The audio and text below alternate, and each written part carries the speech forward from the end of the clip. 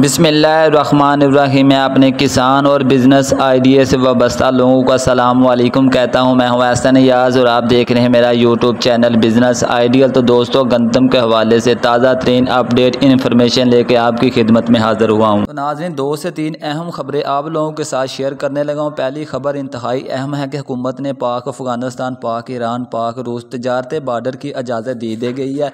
Pakistan Iran और रूस की तजारत के हवाले से बड़ी पेशरफ्त। अब पाकिस्तान बार्डर सिस्टम के तहत ईरान रूस तेल, गंदम, LPG मंगवा सकता है। तो नाज़रीन, हुकूमत ने बिज़नेस टू बिज़नेस की लिस्ट जारी कर दी गई है। अब नाज़रीन दोस्तों, बार्डर सिस्टम है क्या? इसका सादा सा मतलब है कि इशा के बदले इशा, चीज़ों के मतलब चीज़ों का लेन देन, इसको कहते हैं तजारत बार्डर सिस्टम।